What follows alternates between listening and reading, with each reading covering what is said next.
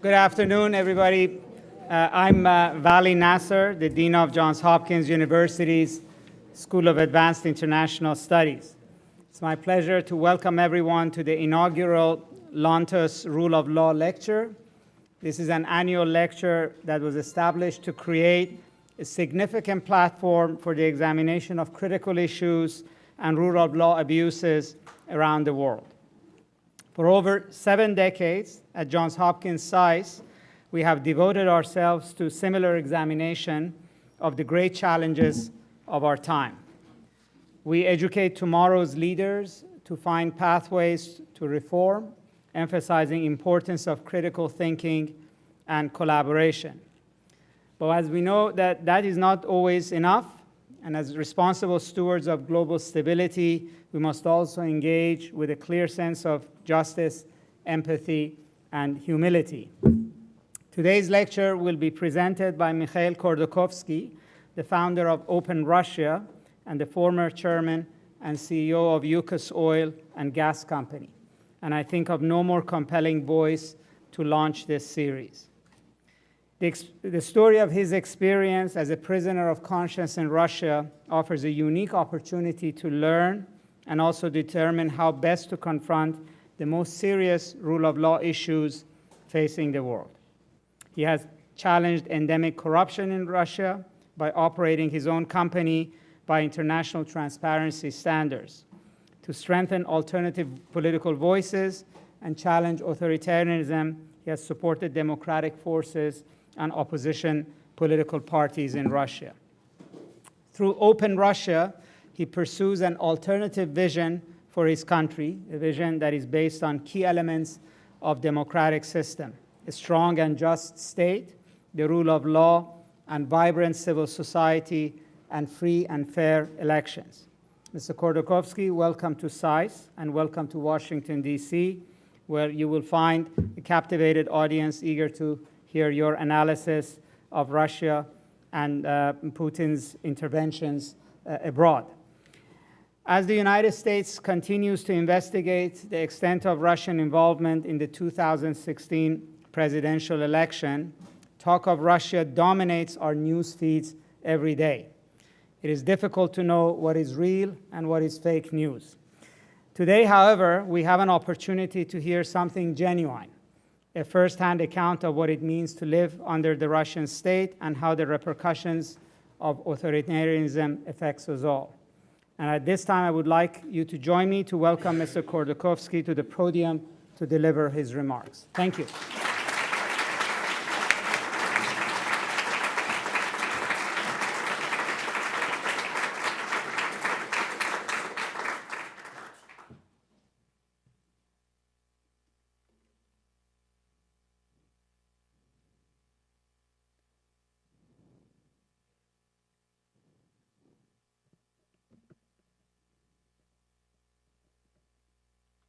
Ladies and gentlemen,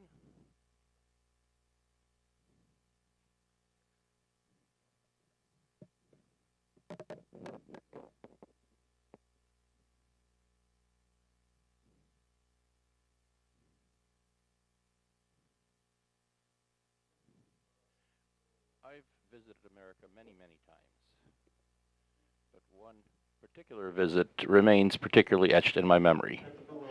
This was in 2003, just before my arrest, when they allowed me to leave the country in the hope that I wouldn't come back. I used this opportunity to say goodbye to friends. One such friend for me in America was Tom Lantos, a person who, because of his own personal life's fate, loved Russia and hated dictators. It was from his lessons that I began to understand how the mechanism called democracy works, how the American Congress works. Ever since then, I've been strongly committed to a parliamentary republic for my country and opposed to unchecked presidential power.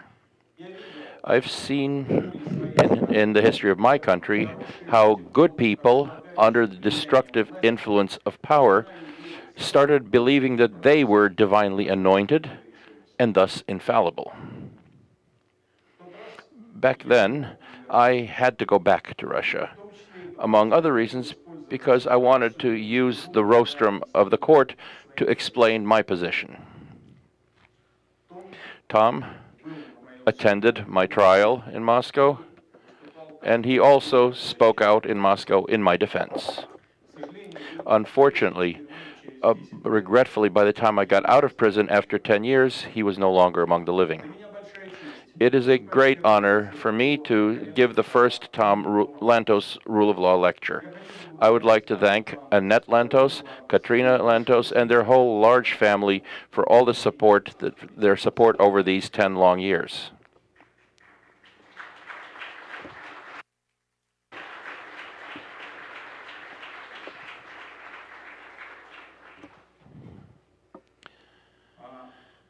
Today, the outside world is seeing Russia more and more as an aggressive country with an outmoded economy. Against the background of the latest scandals about interference in elections, military adventurism in Syria and the Donbass, and the seizure of territories in the Crimea, my country is more and more often being mentioned in the same breath as places like Iran and North Korea. Of course, I don't agree with this, but I can't help but notice that we are regularly starting out from the position of an aggressor, of a country that disrupts the world order, an exporter of tension and corruption. And the fact that we're not the only country like this gives me no comfort whatsoever. I can't help but notice that my country's ambition to be a world leader is not supported by the attractiveness of its model of development and by its economic results. These are becoming ever more dismal as the country has stalled its way into stagnation. Let's look at one decade, from the beginning of the economic crisis in 1998 to the crisis of 2008, when for half of this decade the country was moving in the direction of democracy and reforms, and the second half it was moving on inertia alone. This decade differs radically in its results from the subsequent decade of stagnation. Look, in 2008, Russia's GDP at purchasing power parity in 2008 was around $1.7 trillion, which comes to 15,000 per capita. This was an increase of 90% compared to 1999 in that decade.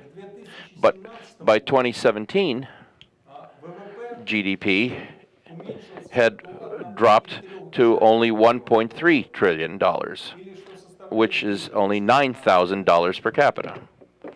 And this decline is still continuing. The volume of export in 2008 was over $450 billion. In 2016, it was less than $300 billion. The consolidated budget revenues in 2008 were more than $500 billion, which is a 7.5 times increase over 2000. But in 2016, just 8 years later, they had dropped to only $300 billion. In 2008, an increase in GDP of 5.2% was achieved. But in 2009, during the crisis, it fell by 7.9% at once.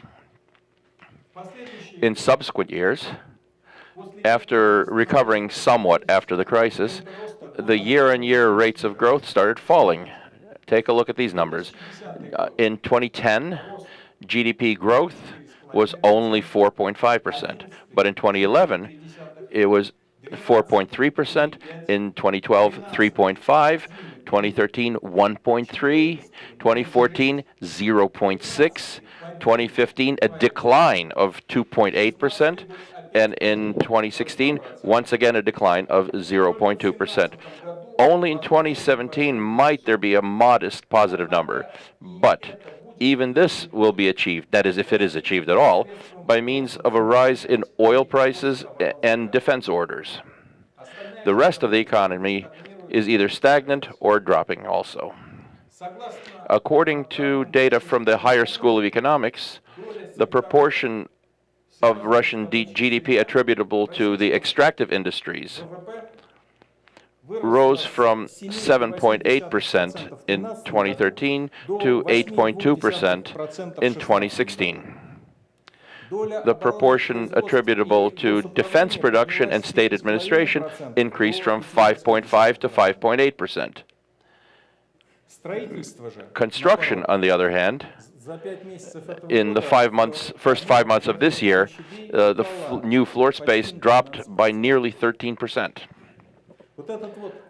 This here huge gap between the raw materials economy and the rest of the manufacturing economy tells us that the trend toward a recovery is illusory and very fragile. It's conditional on the economic situation, exclusively on energy prices. If last year every barrel of Russian oil was selling abroad for $32, this year it was already $52. As the 2008 crisis showed, such a recovery of the economy is temporary in character and leads to prolonged crises. That is, the whole world has already come out of the crisis. Russia remains in this crisis. This is our stagnation. And this is only one of the results of the one person remaining irremovably in power. Putin has been sitting in the Kremlin already longer than Brezhnev had.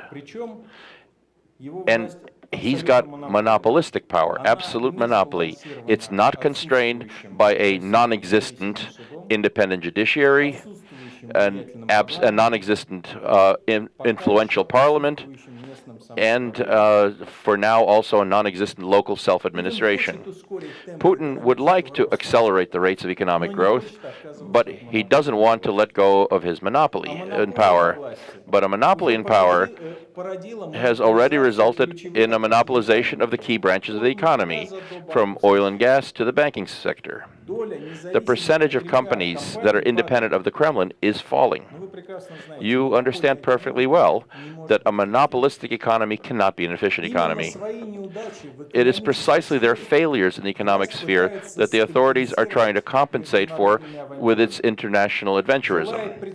It wants to see itself as an influential player that is respected and feared. But what's even more important for today's authorities in Russia is to create the impression in society that the country is surrounded by a ring of enemies. And it is they who are responsible for all of its problems today.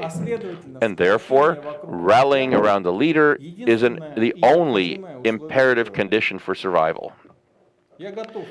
I am prepared to speak in more detail about the Kremlin's attempt to influence the elections in America, or about the adventurism in Ukraine and in Syria, but I think you're tired of hearing about this, and I'd prefer to leave these topics for your questions. I will, however, merely note that the responsibility for these decisions lies not on Russia and not on the Russian people, and even, as strange as this may sound, not on the Russian state, but only on a large group of criminals who have entrenched themselves in and around the Kremlin. This is very important to understand when you're planning and carrying out any retaliatory measures. It would be a huge mistake to equate the Kremlin and Russia, even out of purely pragmatic considerations. This would still be a mistake. In the modern world, even an announcement about plans to punish a huge country leads to results opposite from the ones desired. A society supporting its authorities in standing up to someone they perceive as an aggressor is capable of enduring a great deal and of approving actions, the harm from which would, for the USA, for example, not be acceptable at all. By the way, it's precisely for his description of just such behavioral process that the American scientist Richard Thaler was recently awarded the Nobel Prize. It's far more justified, including from the moral point of view, to make a distinction between society and the criminal grouping that has usurped power. It's more pragmatic to convey to the Russian society the desire to help it solve the problems it's facing, that the Russian society is facing. In this sense, the decision by the American Congress about measures in relation to government officials who are plundering Russian society and then hiding away what they've stolen outside the country, this is a step in the right direction. If it's properly presented, it will find support in Russia. You may ask, well, how can this be done? How can the situation be changed when the entire state is standing in the way of things working normally, when all of society supports this criminal clique? It is a big mistake to assume that all of Russian society supports the Kremlin. Well, the state is not doing what it's supposed to be doing and is fully criminal and under Putin's control. And to recognize the state as a criminal state. This is not so at all. The bulk of the population is not interested in politics at the federal level. For them, supporting or not supporting Putin is a symbolic gesture without any substance. The way, for example, the pagan Christmas tree is used by Christians. Not only are people not prepared to go fight a war for Putin, but even when they take part in pro-Putin rallies, it's only because the bosses have pressured them to go. And, by the way, the bosses themselves are not a reliable support either for the authorities. The Russian state, as we say, on the ground, really exists quite separately from the Kremlin and works at solving its own everyday problems. Just as an example, let's take a look at the most critical issue for a rule of law state, one that I'm personally quite familiar with, unfortunately, the matter of the judiciary on the example of the criminal courts. Russian courts, if you take a look from here, you think that all they do is political cases and all kinds of other horrible things. That's not so. Russian courts mostly rule on cases of robberies, muggings, and drug dealing. Only 2 or 3% of the trials are politically motivated. And these, as a rule, are handled by special judges and special courts. But, of course, this is still tens of thousands of cases if we're talking not only about actual political prisoners, of whom there are just a bit over 100 people in the country. We've got several hundred camps in our country. In each of them, there are 1,000 or more prisoners. The overall number of prisoners is somewhere between 600 and 700,000. But there's only 1 or 2 political prisoners in each one of these camps, and indeed, even not in every one of the camps, some have none. In the ones where I spent time, I spent time in 3 prisons and 2 camps. Where I was, only 10% of the prisoners were saying that they're innocent. Now, it's possible that this was merely their perception of reality, or maybe it was judicial error. But still, it was just 10%, which is certainly bad, but it's not terrible. I saw a multitude of decent people working as judges. Yes, they aren't judges as this is normally understood, say, here in America or anywhere in countries with independent judiciaries. But these are people who are trying to do an honest job serving the law. And the majority are like that. School teachers in Russia, they too, in the main, aren't advertising Putin to the kids. They're teaching children mathematics, geography, astronomy. Politically charged pro-government lessons are actually not all that frequent a phenomenon, although even that is unacceptable, of course. Our public utilities, they engage in providing municipal services, and only a couple times a year do they unenthusiastically have their employees take part in pro-government rallies? The millions of public sector workers, civil servants, police, and military aren't getting any benefits at all from the regime. They, like everybody else, live from payday to payday, just trying their best to do their jobs, which people need very much. The real beneficiaries of Putin's regime are Putin's inner circle. It's about 100 people. The court, as it's called. Well, and their clientele as well. That's another several thousand people in total. These people, as a rule, none of them were elected to run the country, and they are not accountable to society. Making use of the post of president, flat out breaking the law, they've usurped power in the country. They're forcing elections to be falsified, extra-legal laws to be adopted, and extra-legal court decisions to be adopted. This is nothing more than avaricious criminal grouping, but I need to point out to you, absolutely ordinary in size for such a group. This is very similar to what existed in Italy, for example. The only difference is that this criminal group, this particular criminal group, has managed to seize the post of president, which under Russian law happens to possess limitless power. Just remove this grouping from power, and the rules-driven state will go right back to functioning normally. These days, if you see some kind of a flagrant violation of the law in Russia, like, say, a high-profile political trial, or falsification of elections, or a weirdly corruptional business transaction, a police raid on opposition headquarters, you won't make a mistake if you confidently assume that you will find there the hand of the president, or the president's innermost circle, or of the FSB. You will not make a mistake. Actual government officials acting on their own try not to grossly violate laws. This is very important, that when this regime falls, for one grouping not to merely be replaced by another in conditions when the monopoly structure of power is highly conducive to just such a scenario.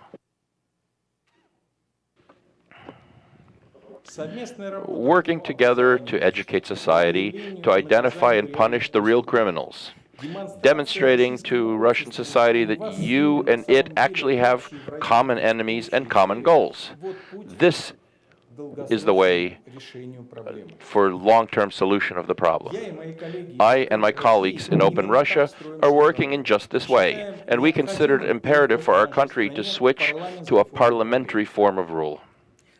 We are not in agreement with the idea of, it's still alive in our society, of searching for a good Tsar and handing him unlimited power, unlimited, uncontrolled power, in the hope that he will bestow freedoms. There have been more than enough such attempts in Russian history by now for us to understand that this does not work. Freedom isn't given. Freedom is taken. Our parliament cannot be based on a party structure. Party structures in general seem to be undergoing a crisis throughout the world. People are simply incapable of understanding the difference between party programs that have become extremely similar and extremely complicated. And this opens up the field for populists whose promises are full of incompatible inconsistencies.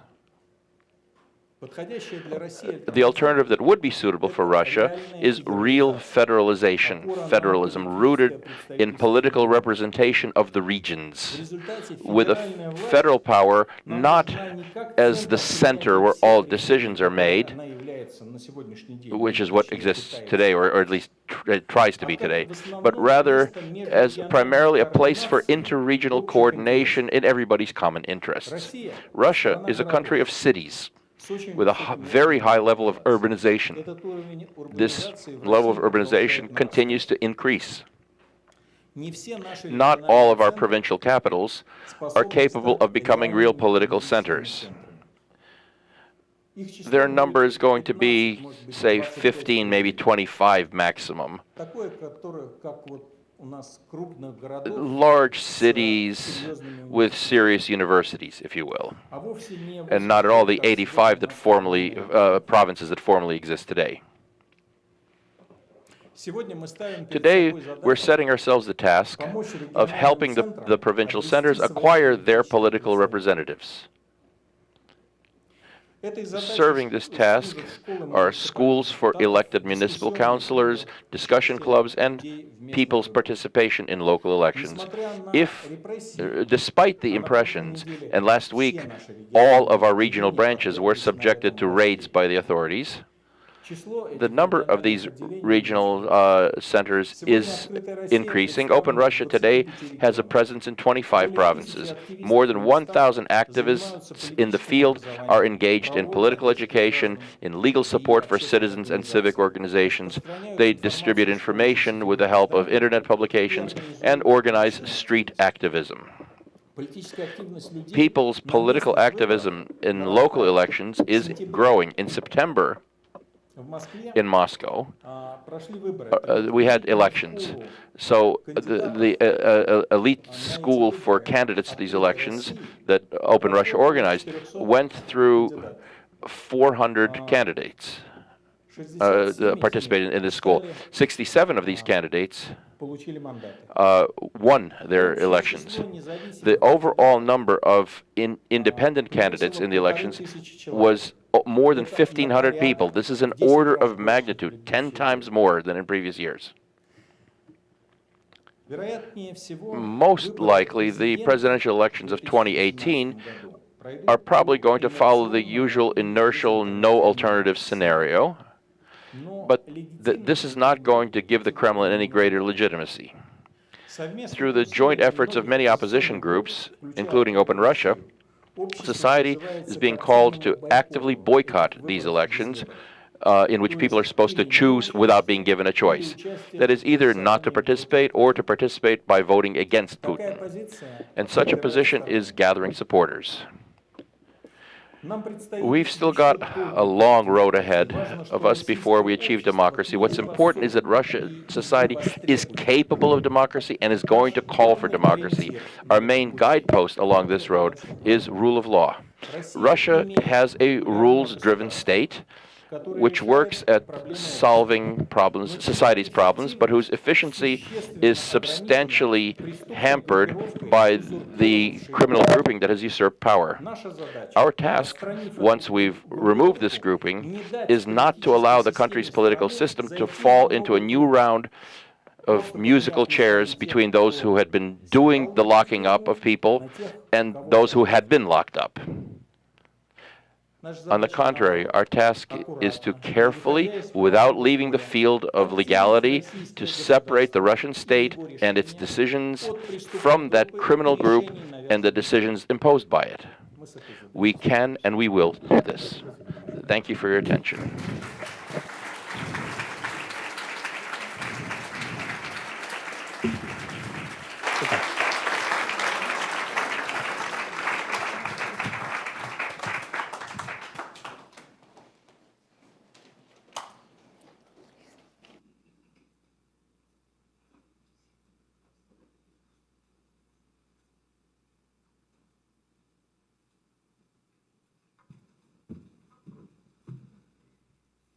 Thank you so much, Mikhail. You know, when you come to hear a lecture about rule of law or the lack of rule of law in Russia, you don't necessarily expect to have a somewhat optimistic conclusion. And so I am somewhat pleasantly surprised and really very grateful for and fascinated by your message.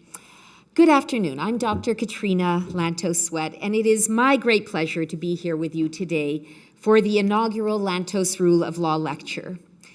Dean Nasser, we want to thank you for so graciously welcoming us here to SAIS for this important event.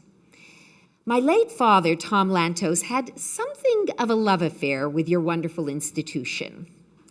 Not only did two of his adored grandsons earn their PhDs here, Dr. Tomaika Tilleman, who is with us today, and Dr. Levi Tilleman, who is actually even as we speak, out in Colorado running for Congress, and so trying to carry on the family legacy in another way.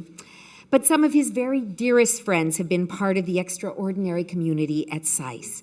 Ambassador Andras Shimoni, who is now here, Dr. Charles Gatti, and others. So truly I can say that we feel both very fortunate, but also I would say very much at home being here with you today. We have just heard a powerful and I think in some ways surprising lecture from Mikhail Khodorkovsky, a man for whom the phrase rule of law is no mere abstraction. Mr. Khodorkovsky spent a decade in prison as Vladimir Putin's #1 target and highest profile victim. The legal persecution of Mr. Khodorkovsky was intended to send a cautionary and very frightening message to anyone who would dare to defy Putin's efforts to consolidate his increasingly authoritarian control over life in Russia, all of life in Russia, from the economy to the judiciary to politics and even the culture. Tragically, the very first Yukos hostage taken by Putin in his relentless campaign against Mr. Khodorkovsky, a little-known man by the name of Alexei Pichugin, still sits today in Russia's notorious Black Dolphin prison, and he is now Russia's longest-serving political prisoner. I would encourage all of us to remember not only Alexei Pichugin, but the many, many victims of a system in which the basic pillars of democracy are absent. Many have observed that next to free and fair elections, there may be no more significant pillar of democracy than the robust rule of law. What do we mean by that? Laws which apply equally to all. Laws which are clear and transparent and enacted through legitimate democratic means. And finally, and perhaps most importantly, laws that are administered by an independent judiciary which operates ethically and with that all-important blindfold that we often see on statues of the spirit of justice, that blindfold of impartiality. That is what Mikhail Khodorkovsky is seeking for Russia.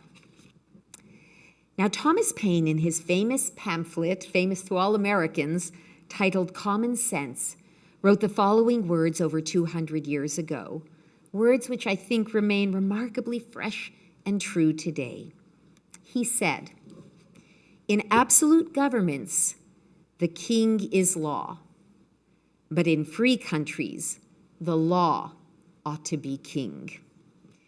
It is our hope that the Lantos Rule of Law lecture will contribute to strengthening free societies where the law indeed will be king.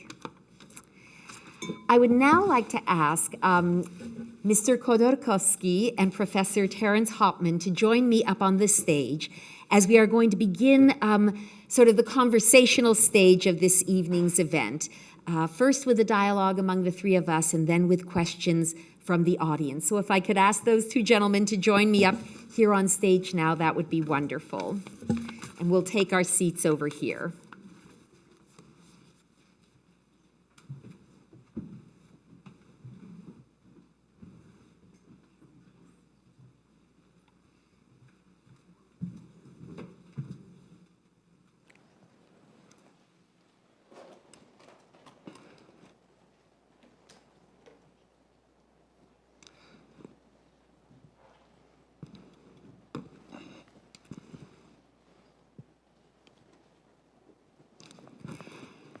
Now, you previously have met Mr. Khodorkovsky, so to speak, and have heard about his remarkable history and background. And if some of you want to explore that further, I invite you to do that in the course of the questions.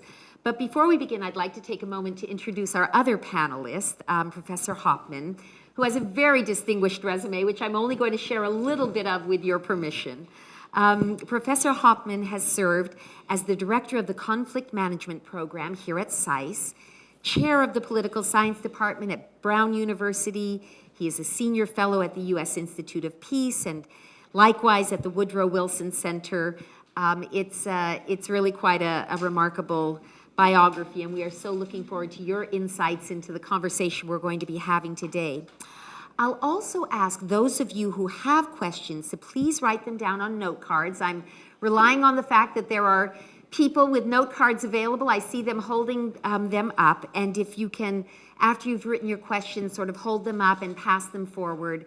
When we get to that part of the program, we will turn to those. So with that, let me begin. And of course, like every good panelist or panel moderator, I have my big list of questions, which, as you can imagine, quickly changes as soon as the lecture is given, because all sorts of other issues are raised that I would like to address. And so I'd like to start out by asking you, Mikhail, you spoke about the sort of court, and I assume you meant not a legal court, but sort of a royal court around Putin as being actually a relatively small group of deeply corrupt and, in your words, sort of criminal actors. But you've also written in the past about what you referred to as vertical corruption within Russia. So, you know, explore for us or pursue a little more for us, if you would, what is the nature of corruption more broadly in the Russian system, and how does that impact the ability for an effective rule of law system to function? And please wear your...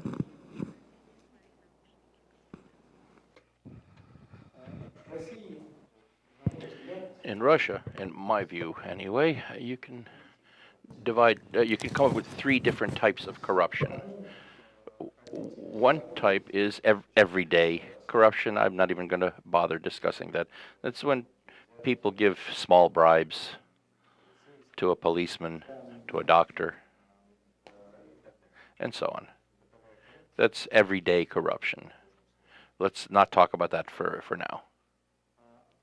The second type of corruption, that's that corruption which Putin has made into a way of running the country, if you will. And we can observe how it works today using the example of the Ulyukayev case. This is my opinion. There's some people who might not agree with me about whether there's going to be a fair trial or not. I say there won't be one, but I'm stipulating this is my opinion. So we don't need to argue that point of it. So my point of view is that the Ulyukayev case, he's a Minister of Economics of the Russian Federation, has opened the window on this form of corruption that Putin is using to run the country. A significant part of government officials get their salary or a bonus, however you want to call it, in an envelope. This is ordinary practice. Part of their pay comes in an envelope. And at that moment, when you have done something wrong, you either leave on your own, or this ordinary practice becomes that hook by which they grab you and drag you to jail. And everybody understands that. An analogous situation exists with cultural figures. I won't name any names. These are sensitive people, but the general practice is also pretty understandable. If you want to get a government subsidy, you've got to give 30% of it, of what you get, back to certain people in the relevant ministry. Everybody understands this, and this is perfectly normal. But when for some reason or another, either those who are getting these kickbacks from you or you become awkward, then you get grabbed by these bribes and sent to jail. This happens very rarely, very selectively. It's only to, in this way, manage people. And finally, the third type of corruption, that's the least pleasant and the most dangerous. This is the system of pumping money out of the siphoning money out of the country that's done by this inner circle of the president, and they exploit the state budget for this, and state enterprises budgets for this. These are absolutely gigantic sums, in my opinion. We're talking about tens and perhaps even hundreds of billions of dollars to explain why these people need this kind of money. I have no explanation. I can't figure it out. It's perfectly understandable that at the moment while these people are in power, they simply don't need that kind of money. But at the moment when they leave power, this money will become that stone that is going to be hanging to their necks and will drag them down. To run after a person all over the world, after a person who's stolen, say, $1 million, that's one thing. But if you know that the person has stolen $100 billion, well, it's hard for any country to let someone go scot-free who's done that. Can I ask a question then? And Professor Hauptmann, I'd like you to jump in on this. You seem to be suggesting that the magnitude of the theft at that highest level of corruption is so epic, really, in its dimensions, that it's almost dangerous, too dangerous for Putin and his inner circle to even contemplate relinquishing power, because they aren't petty criminals. And, you know, it can't just sort of be let go by some subsequent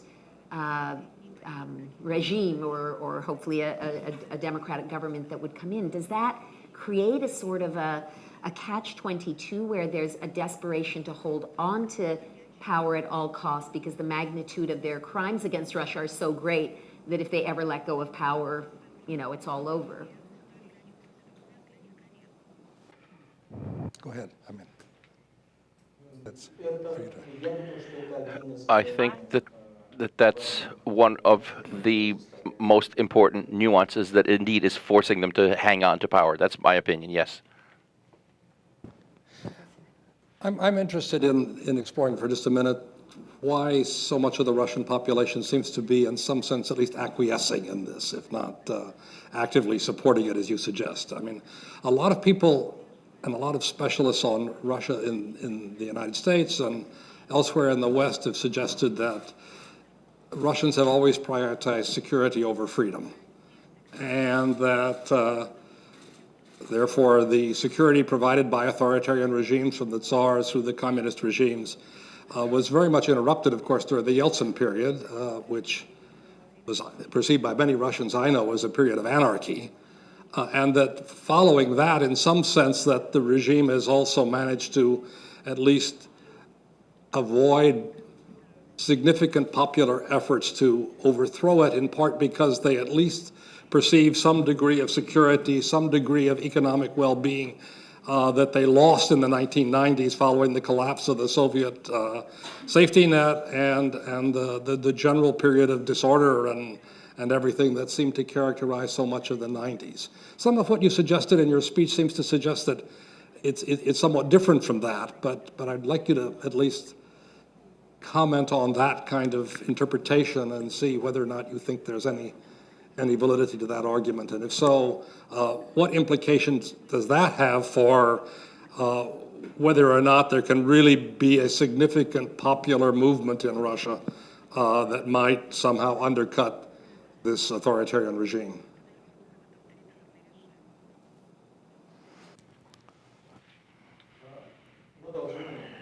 We need to remember one very important difference between Russia and those countries in which velvet revolutions took place. Russia is a much older country in terms of the average age of the population. Our average age of the population is over 40. This is an age in which people try to preserve what they've got rather than trying to get some future opportunities. And from this point of view, I agree with you wholeheartedly that the priorities of security, stability, even against the background of a reduction in the standard of living, these play an important role. We like to tell this story about how you can boil a frog. You know how like you if you throw it in hot water. Well, anyway, that's what's going on in our country. 1%, 2% every year, down, down, down, both from the economic point of view and from the personal freedoms point of view. And you kind of don't notice it. Things appear stable, sort of, right? Right. Another question. You talked a little bit in your speech, Mikhail, about the false promises, in a way, of populist movements, not just in Russia, here in the United States, in other parts of Europe, and that sort of they seem to offer something that can never really be delivered upon.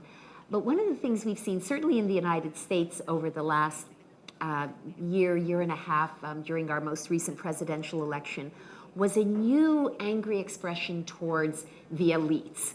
And this sense that anybody who was part of kind of the intellectual, cultural, economic elite in the country was immediately called into suspicion. You spoke about having activists in 25 of the 80 provinces and, you know, sort of training up this young generation. In Russia, is Putin, are those who obviously are resistant to the kind of reform that these activists that you're training through Open Russia are doing, are they able also to delegitimize them by dismissing them as the elites? Are they somehow also suspect by, you know, the majority of ordinary Russians, and are they able to be dismissed in that same way? And Professor, I'd love, of course, your thoughts, not necessarily about how the Russians are reacting, but how you see that playing out here domestically.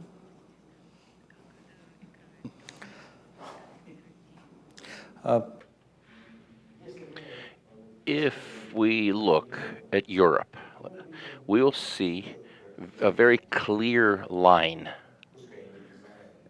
maybe not acknowledged, but it exists between the elite and society. Even if we look at the United States of America, where this is somewhat lower to some extent, but still we can notice this easily over a period of several generations. This line has been drawn. In Russia, this does not exist, simply does not exist, because the elites still haven't had a chance to form. Maybe in a generation the situation will form itself, but for now, who are these today's millionaires and billionaires? These are the children of yesterday's, like in my case, for example, and engineers working at a factory. And I'm absolutely not unique in this respect. The same exact situation we have out in the provinces as well. This psychological dividing between elites and non-elites hasn't yet evolved. Where there is a distinction in people's heads is how much money you've got. But this is a much simpler level of distinction. Very interesting, yes. Coming at this from an international perspective, I find it somewhat curious and interesting that, particularly as regards the United States, but also Europe, Mr. Putin seems to have generally, insofar as he's become involved and engaged in trying to influence elections in other countries, including this country, come down consistently on the side of populists, of Trump in the United States, Marine Le Pen in France, and others.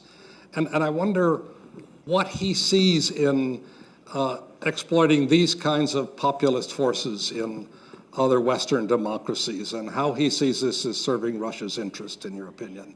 How does this influence his ability also to maintain his authoritarian dictatorship in Russia?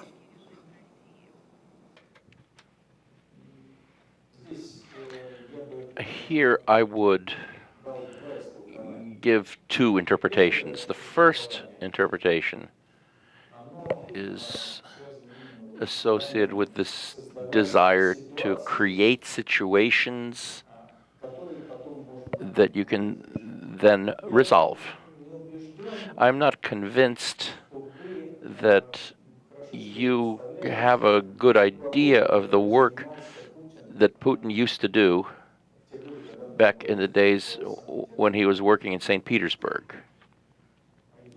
His job consisted of being the moderator, the communicator between the criminal community of St. Petersburg and the special services.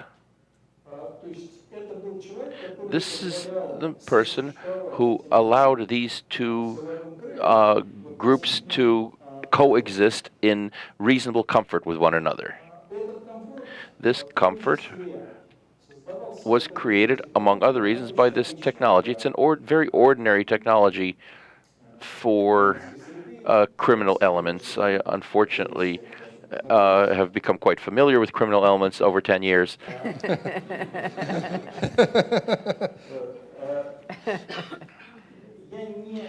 I'm not going to clarify what your problems are.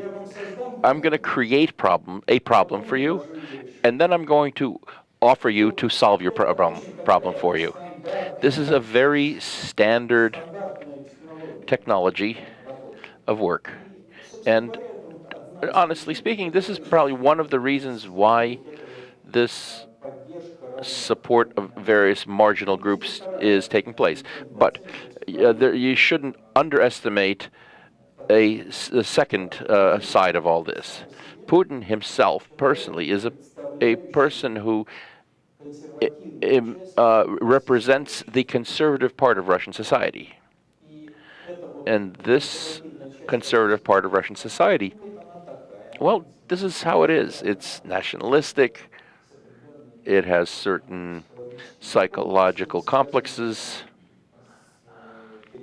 having to do with territorial issues and so on. And of course, it's more pleasant for him to interact with people who think like him in European countries. These fellow thinkers see him as somebody who supports them. There aren't that many people, but they do exist. Is the FSB fully controlled by Putin? Is Putin fully controlled by the FSB?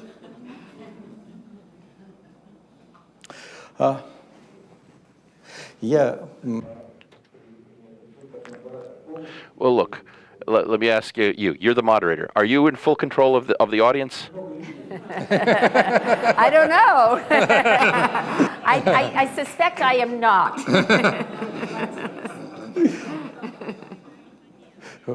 Вот Putin. Well, Putin too doesn't know, and also keeps suspecting that he isn't controlling them.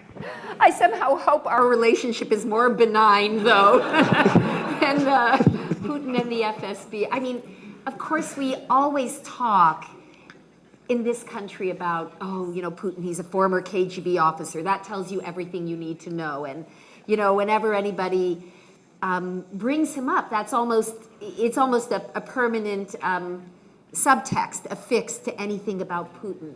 Maybe, I guess what I'm really asking is how much of the criminality that you have described as characterizing his rule, how much of his absolute willingness to trample on rule of law in that small but very important cautionary sort of set of cases is affected by where he came from and what he did and the nature of his training in the former KGB.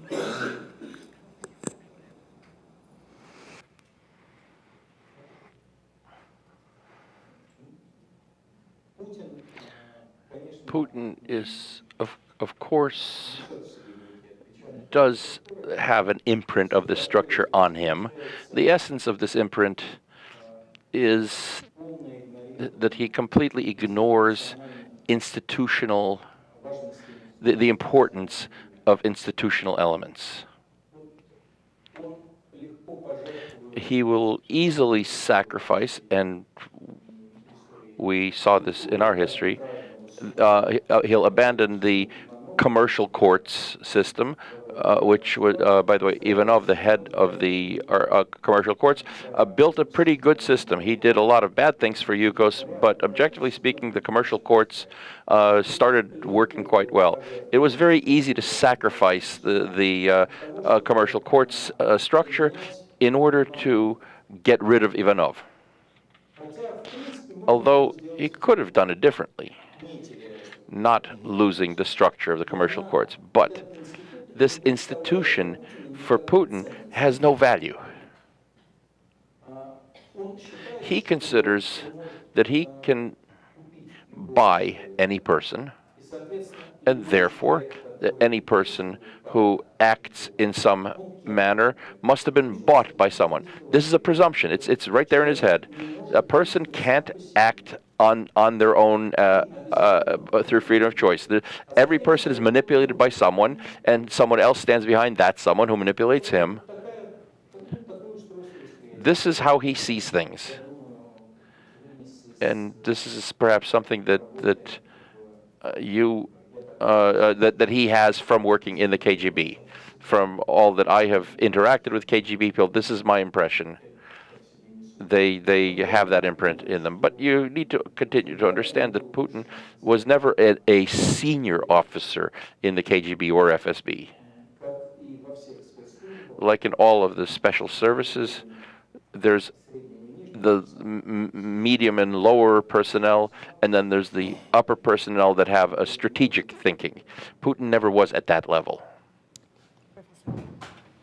I'd like to turn it a little bit to rule of law internationally now, and since I teach international conflict management here, I've been particularly interested in recent years in the conflict in Ukraine, but I'm more generally interested in Russia's relationship to the rule of international law and international norms that, of course, developed in the UN Charter and were reinforced in the Helsinki Final Act of 1975, which more or less the Soviet Union, even in its last years, and Russia in its first decade or so, basically conform to these general international norms.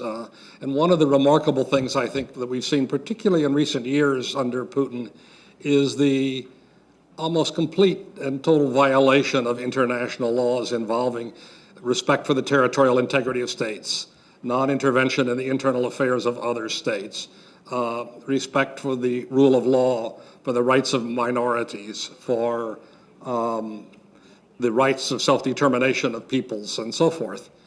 And this, of course, has played itself out most clearly in Russian actions in Crimea and in the Donbass in Ukraine. I wonder if you could say a little bit about what might be done internationally to try to respond to some of these challenges that Putin's Russia has lately presented to the international community in terms of some of these very serious violations of basic and the most fundamental and basic rules of international law and international behavior. That in some ways, again, I mean, there were some problems during the Soviet period, certainly, but even in some ways are worse than at least the last decade or so, even of the Soviet Union, it seems to me.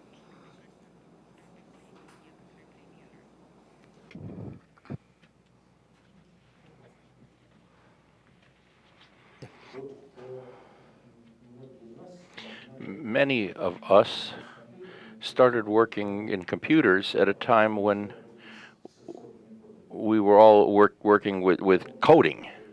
It was only then that we built one level above the coding, then another level. Now we're working with programming languages that are superstructures over superstructures over superstructures over the codes. And we're all comfortable working with those now. And when something happens in the code itself, not an ordinary user, an ordinary programmer has no idea what to do. Putin has returned the world community back down to the basic code. What's in the code? How many divisions have you got? Are you ready to go to war over something? You're not ready to go to war. Okay, fine, then I don't really care what you think. Period. You know, I've been handed some really fantastic questions. So I think we're going to shift now to the questions from the audience, and I very much hope we'll have time for all of them because I read through them all and there's not a dud in the bunch. They're all really good. So I'm going to start out with Mr. Khodorkovsky. Please speak to the efficacy of the Magnitsky Act. How well has it worked? Should it be expanded, and if so, how?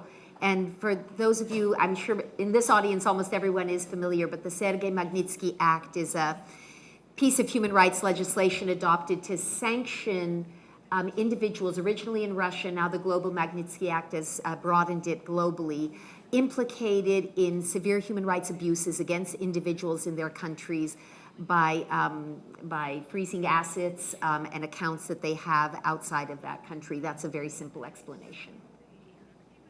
So how effective has it been? Should it be expanded?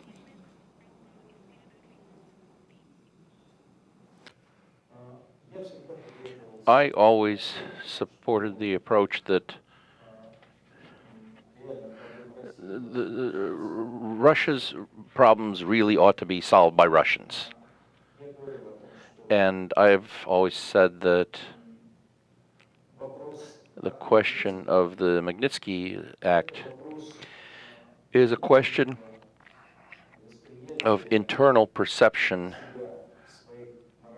of one's own moral principles by Western society, in this case American society. That is, don't ask how it acted. Can you live with the thought that somebody comes to you as a guest, to visit you as a visitor, and this person is a person who grossly violates other people's rights in their country? Do you want a person like that in your house? If you can't, there's your answer to it. Can you live with the thought that you are holding on to stolen money? If you can't handle that, then there's your law. Now, how this law affects Russia, it's irrelevant. It's your moral choice. The fact that you did this showed us, outside observers, that here in this country, in America, we have still retained, although sometimes we don't see it anymore, retain moral values, that there still is a place where these moral values can be seen. And beyond that comes a question that you can ask European countries. Do you have moral values or not? And not that because your actions are going to have some sort of serious harm to these corrupted people. Maybe they will, maybe they won't. That's another question. It's a question of your internal understanding of what your morals are. And in that sense, the Magnitsky Act is very, very important. Thank you. This sort of calls upon you to look a little bit beyond Russia. What insights can you offer to Turks who are in disfavor with their increasingly authoritarian leader, who have been stripped of their businesses, their passports, and increasingly are being imprisoned? How should the West, the United States, respond to the manipulation of huge resources to reinforce the abandonment of the rule of law in a NATO ally country and trampling of human rights that is part of this whole situation in Turkey?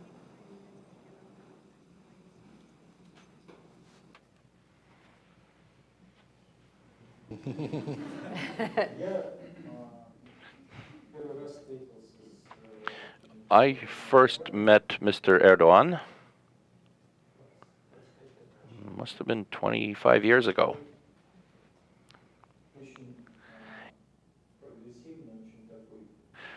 He was a very progressive and efficient, effective person. I liked him a lot. Now? Назад я And here I just recently met a person who had to leave Turkey, similar situation to mine. And I asked him, what happened? I asked him. He said, I don't know what happened. But if I were to meet Erdogan right now, I would have seen an entirely different person. Mm-hmm.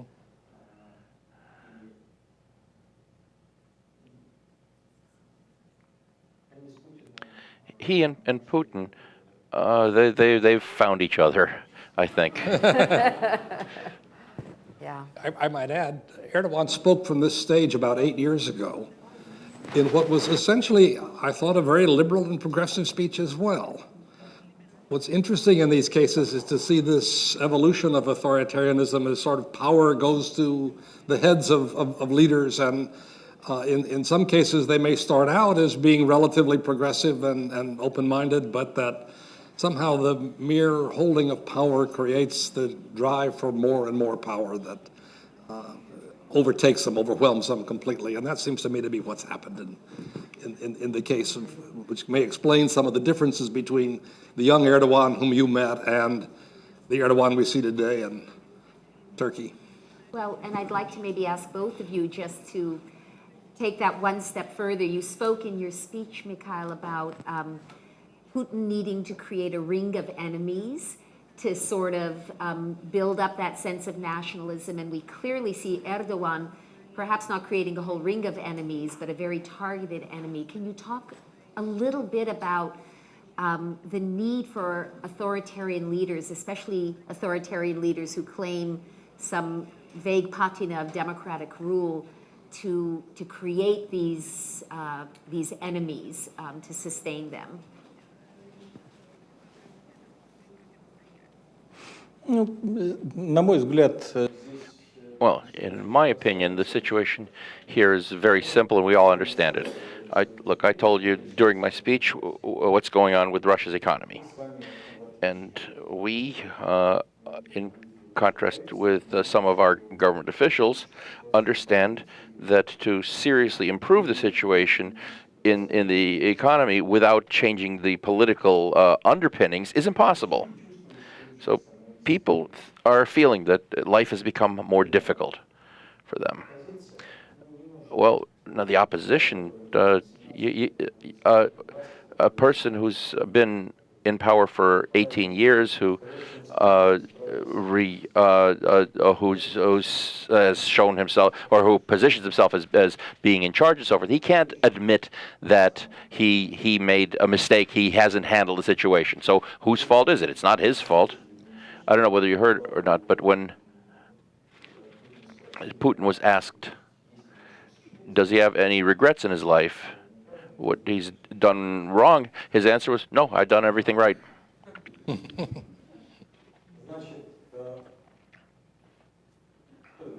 So whose fault is it? You need an enemy. What kind of an enemy? Can we look at Turkey as an enemy? No. Every Russian knows that Turkey is Turkey. That's tomatoes, cucumbers, onions, underwear and socks. It's hard to imagine this country as a threat. Maybe China? China is dangerous. It's right next door. That makes it dangerous. If you show that China it's an enemy, you could get some big, serious problems right away. So who can we have as an enemy? Oh, hey, we got one. America. It's big. It's beyond the ocean. You could say anything you want about it. And no problems. And so America is the bestest enemy of all. I was always surprised how it's going to, how he's going to get out of the situation when he was telling people that Trump is his guy in the White House. I was going to say, so how is he going to worm his way out of this one if Trump's his guy in the White House and yet America's supposed to be the enemy? Well, he worked his way out of that one somehow, no problem. Turning to a very different issue, this questioner says, in your book, My Fellow Prisoners, you discuss the modern realities of prisoners in Russia's many prisons. The issue of prisoner treatment and prison reform is also very topical here, but unlike in Russia, it's widely discussed, particularly amongst the Democratic voters and by the younger generations. In Russia, no one discusses the rights of prisoners. Do you see this issue ever becoming mainstream, topical, and discussed by the masses in Russia, or do you think the stigma attached to it is too hard to remove for the Russian society?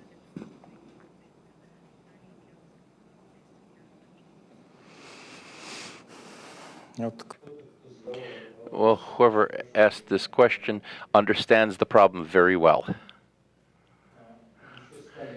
Even in Stalin times,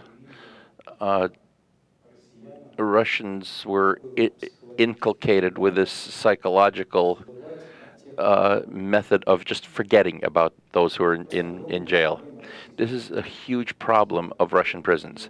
I haven't studied this problem in other countries, but in Russian prisons, this is a huge problem. Somebody comes to visit only 10% of the prisoners. 90% are just struck out of the existence of their families. This is truly a huge problem. And so when I am asked how to help prisoners in Russia, I tell them, just write to them. Doesn't even matter to who. Just write letters. Write a letter to a prisoner. For very many people, this is that little thin string by which they can either hang on or break while they're in prison. And brother, it doesn't even matter whether this person did something bad or not. That's not even relevant. I mean, we want him to come back to society, and for that he has to not break while he's in prison. сейчас People in Russia right now, many people have started turning their faces toward the prison community, and changes are taking place, despite the fact that there's still many problems that aren't going to be solved under this government, because this government doesn't really treat people as people much. But still, many problems are being solved. Let me give one example at least. When I found myself in prison in 2003, we still had the so-called hunger zones, camps where people actually did not have enough to eat. By 2013, 10 years later, to the best of my knowledge, and I met a large number of prisoners, such zones no longer existed. But this doesn't mean that the problem of desocialization of prisoners have been solved. They need to be solved, and the people need to get rid of this mental block, and that is a huge task. Thank you for that question. The next one, I am a SAIS alumna and a current U.S. diplomat. What advice would you give to someone in my position regarding the best and worst ways the U.S. can support human rights and transparency in Russia and around the world?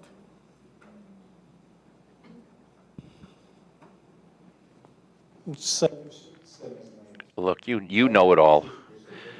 Anyway, the worst way is to announce that you've got to do this, you've got to do that. The best way is to do something in your country that's good and tell about this to the rest of the world. People want to see good examples. Everybody wants to see good examples.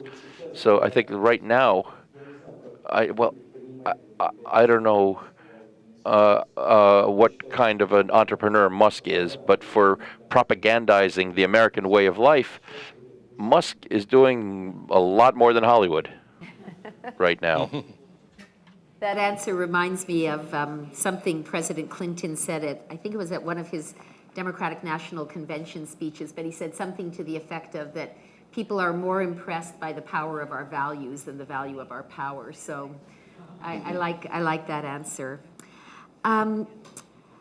This is an interesting one. To what extent do you believe you are in danger outside of Russia, especially given the goals of Open Russia and how open you are about those goals?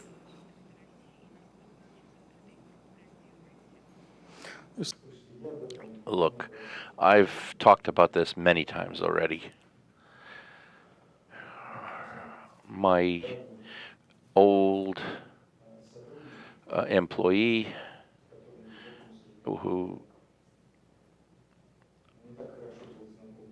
with whom, to my great regret, I was not as familiar when he actually worked at my company, Alexei Pichugin.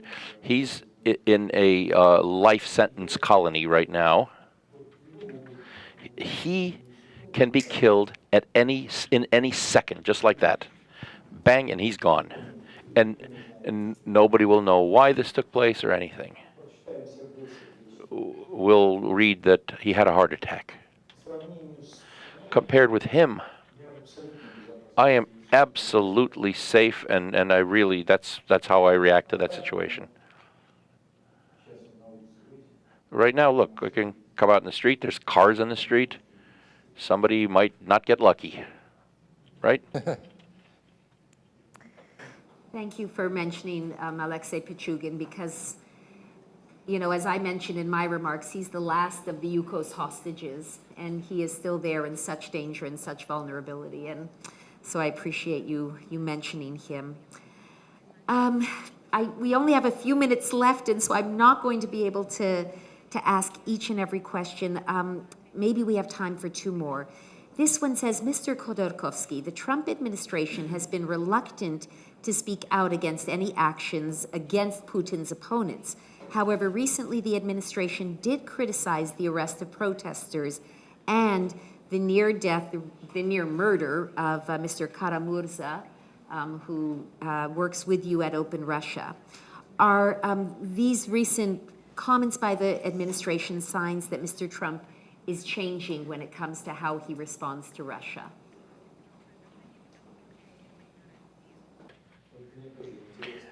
I'd be curious to know the answer to this question myself. Perhaps the professor can tell us. Professor?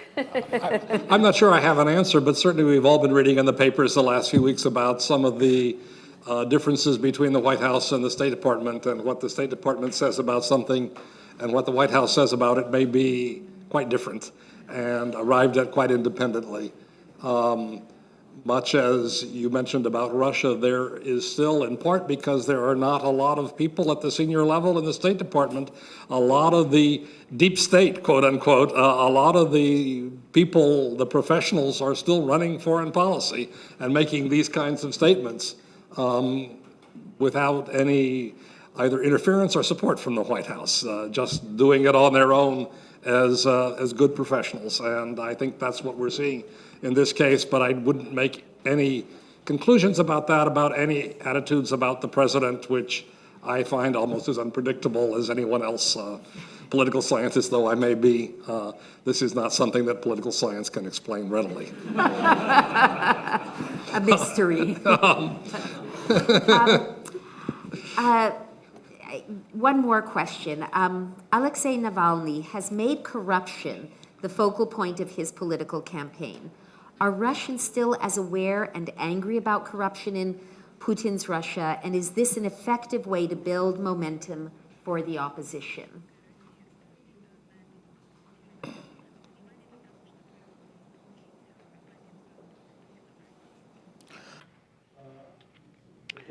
As I have already said, corruption is in many ways the link that holds the Putin system together. It's the way of running things, a way of a mode of communication. In this sense, the goal selected by Navalny is very correct, but the problem is slightly different. What's very important is not to take an excess step, not to go too far, because you always want to deal with those corrupt, horrible people by revolutionary means, by the means that are used in times of revolution. But the moment you allow yourself, or the people who come after you, or your supporters, allow to say that I'm going to lock this guy up, that very moment when you're not giving an opportunity for an independent court to say, well, maybe the guy is bad, but there's not enough evidence legally acquired to lock him up. And therefore, not only are we not locking him up, we're not even going to say that he's such a horrible person. At that moment, when you take that excess step, that moment, you merely have twisted the spiral of authoritarianism yet another twist. And this is something that we're constantly trying to not do and teach our younger activists to not do. And can I ask one last little question about those younger activists before I turn Sure. it over to Professor Hopman to sort of conclude for us?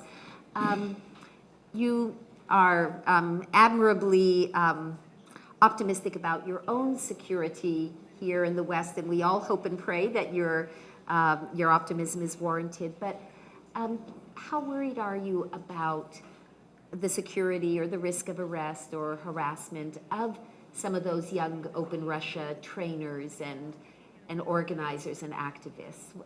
Do they face harassment, and how do you deal with the stress around them putting themselves potentially at risk to carry forward this important cause?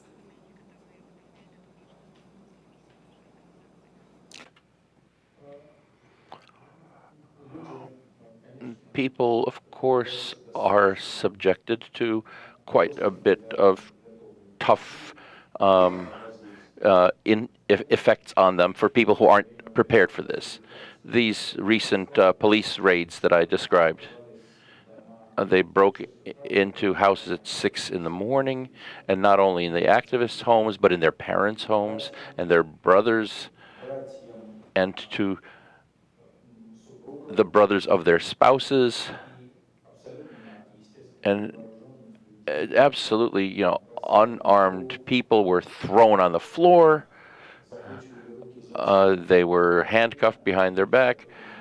And in the meantime, the people who called themselves journalists, and I want to emphasize this very strongly, just in case you sometimes hear the word of this Russian television company called REN TV.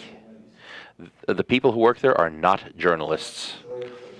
A person who's lying on the floor, who's handcuffed, and a Spetsnaz person is sitting on their back, this pseudo-journalist sticks a microphone in this person's mouth and asks, "What are your relations with this person who is lying here next to you handcuffed as well?"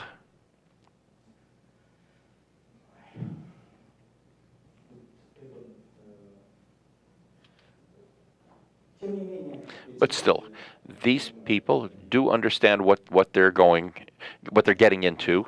Our activists, we tell them all that we can't help you. The only thing we can promise you is that you're not going to be alone. If you get locked up, we will talk about you, tell about you. We will help you with legal assistance, but we can't really help you. If you're prepared to work under conditions like that, please work. We will respect what you do.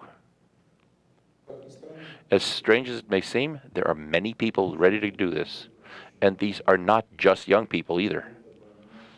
And this continues to inspire me and continues to give me optimism for my country.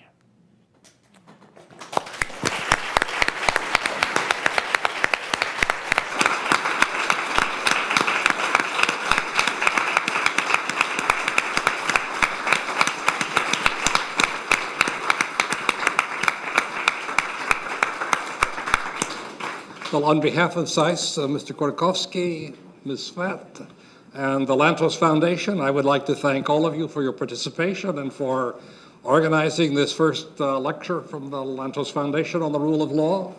It's been a very, very interesting afternoon, and I appreciate everyone in the audience coming and your very interesting questions as well. I only have one request. As you leave, please leave your headsets on the table on the way out. And again, thank you all very much for coming, and thank you very much to my colleagues on the panel.